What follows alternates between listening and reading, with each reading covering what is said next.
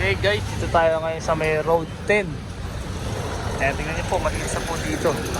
Lagi po nililinis po ito ng ating mga sweeper. Ayan po. Dati, tingnan niyo po, dati tapak ng basura dito. Ngayon, tingnan niyo, marami nalinis-linis na. Nililinis po ng ating mga DEPS natin. Ayan. Pinamapping.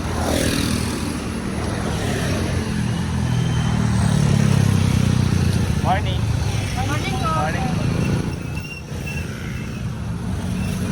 Ayan po, okay.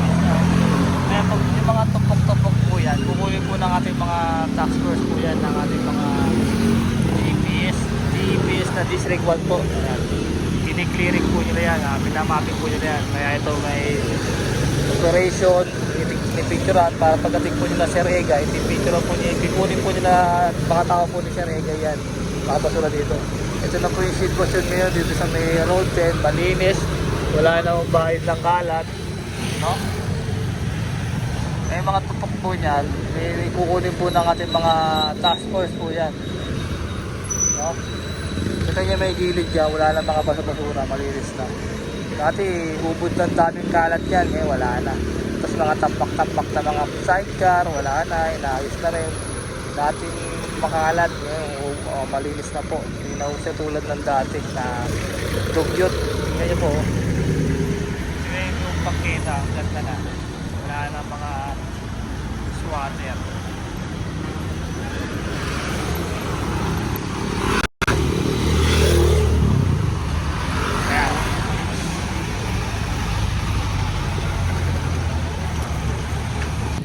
Kaya po yun, tingnan niyo po, ito yung mga kahoy po niya, makapakinabangan pa po yan, maaari pa pwedeng panggatong, kaya maswerte na lang po yung mga kawan niya po yan, no? Yung mga nangangalakal, pwede po nilang kunin yan, pwede po nilang ipang ibenta, pwede pa nila ibenta yan sa mga nangangalakal. Kaya po yung mga sweeper po natin, kakatapos lang po nilang magwalis, tingnan niyo, malinis na po. Ayan. Tahimik na po yung road 10 ngayon. Dati po itong makalat. Ngayon mali. Sobrang linis na ng road 10 dito. Dahil po sa kalinisan na pinapatupad po ng ating mabait na Yorme. Magaling. Yorme Isko Moreno. No? Oh, ito po yung sitwasyon ngayon dito sa road 10. Maganda. Time check po natin ay 7:34 ng umaga, June 8, first day of school na po ngayon, 2026. Ayan, baka po natin dito si Kuya Jong sa bala at saka si Gagawad.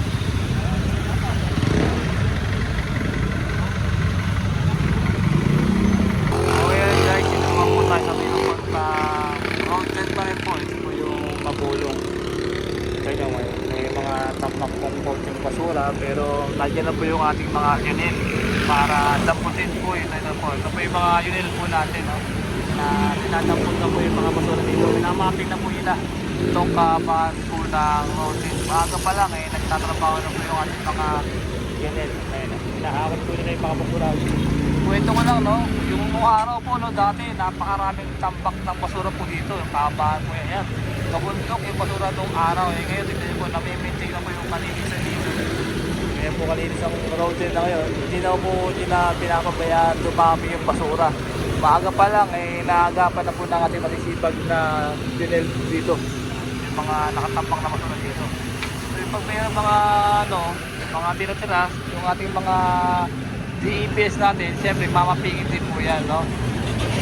Para smooth, malinis po yung mga kalsada po natin dito sa kabahan po ng road. Nung araw, nakakatakot talaga. May mga sumasampa sa truck, sumasampa sa mga sa mga sasakyan, nang-hold up. Ngayon, may mga pulis na po dito na nakabantay. Pinapangalagaan na po ito ng ating mga kapulisan. Tapos yung mga UNIL, mga DEPS natin, minamapping na po dito, pinupunta lang para malinis na. No, ito po yung kabahan ng Kapulong. No? Wala akong ititirang basura nakakalat dito. Tatamputin po ito ng ating mga kawaning gobyerno. Ayan, malinis po. Tulad dati, sobrang kalat. Ngayon, sobrang linis na. Nakita nyo naman, napakaluwag na kalsada. Yung pagpabuhay lane po, dinadaanan din po ito ng mga clearing operation. Kaya tinatanggal yung mga nakaparadang truck na may gilid. Kabila kasi mabuhay lane nyo ito, hindi yung pinapabayaan na may paparada, may obstruction. Tinatanggal yung mga kalat-kalat, yung mga nakaparadang sasakyan. Tinitingita ng ating mga MMDA, sila Sir Gabriel po. Pagkakalas sila ng clearing operation, sigurado malalagot sila. At meron po silang nalalagyan ng parusa. Oh. Ayan po, no, upusin po lang ating mga ito, ng ating mga yunel. Wala ulit dito ng kalat dito. Ayan, kinawalis. Tapos po, kinawalis po ng ating mga yunel yan. Para maging malinis po talaga. Ito na po kalinis ang road 10 yan. Mahabaan po ng road 10, minamapit po nila yan. Tatanggalin po nila yung basura. Ang tama malinis. Ang upos.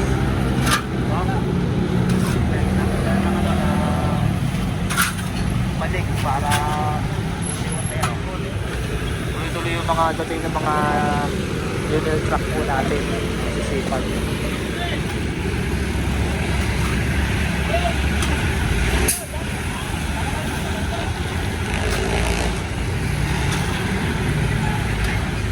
Yan po, tingnan nyo po yung kayo ng tungkok po ng basura dyan na napakarami, tingnan nyo, wala na.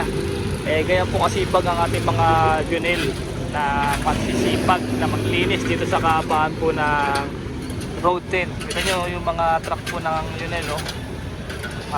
Walang sawa, walang patid na naglilinis dito sa kaabahan po ng ating road 10 dito sa Tondo. So ito po, lahat po yan, mga DPS po natin, DPS po natin, junel, mga task force, naglilinis po dito sa kaabahan po ng road 10. Saka po natin ito yung mga DPS, ayan po. No, binawalan po nila ito para matingnan, ma-check, para makitang malinis talaga. Ayan, malinis na po. Wala po silang iiwang kalat po dyan. Tapos meron din po silang bawang walis, pinawalis din po nila yan. No? Ito nyo naman kanina yung mga sweeper po ng DPS po. Nililinis po talaga nila. C2, Road 10, City of Manila, dito po yan. Medyo nakikisawa po yung magandang panahon, no?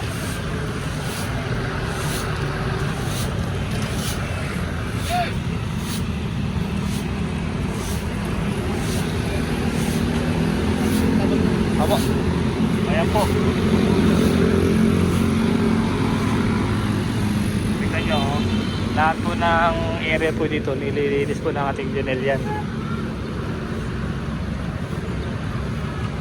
Ito po yung DPS po natin, sila po yung mga inspector na pinipin. Sila po yung mga nanguhuli po ng mga nagsusulong ng tanso, no? Nagpapawon po nila yun. After yan, no? Nililinis po ng ating mga kawali na yan. Kawaling junel. Kaya kaabahan po ng ano na Road 10.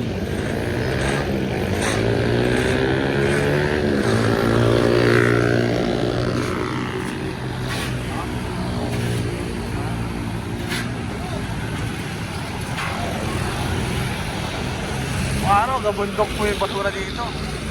Ngayon, tingnan nyo, maganda na. Talagang minimaintain na po yung kalinisan. Hindi yung makalat. Makikita mo, wala lang kalat dito sa kaabangan ng road 10 talaga.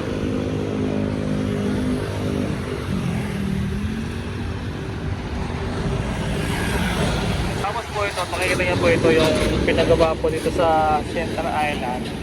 Lalagyan po yata ito ng magandang halaman. Tapos na po, tingnan nyo po, gawa na po.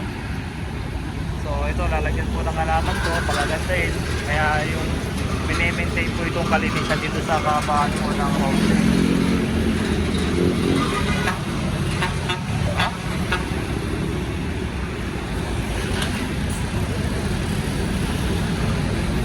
Tingnan nyo, ganda na oh.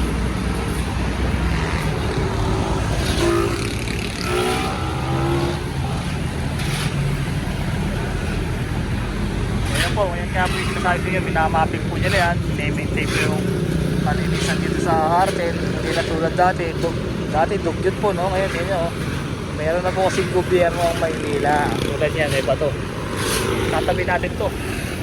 Hindi pwedeng ano to, nasa gitna, gilid. Dahil delikado po sa mga nagbomotor. Kaya yung mga bato dyan, kailangan magpresa tayo dyan. Pamalasangitan po natin. Huwag na po natin hintay makadisgrasya, mahirap na. Kawawa naman, naghihintay ng pamilya dyan sa kanya. Kaya pag may nakita ko kayo sanang bato na nakakalat, lamputin nyo, ilagay nyo sa gilid, huwag nyo na po pabayang hangalat sa gitna para iwas disgrasya. Okay? So dito ko nagtatapos po ang ating vlog sa kahabaan po ng road 10. Ganda ko baga po. Manila, God bless.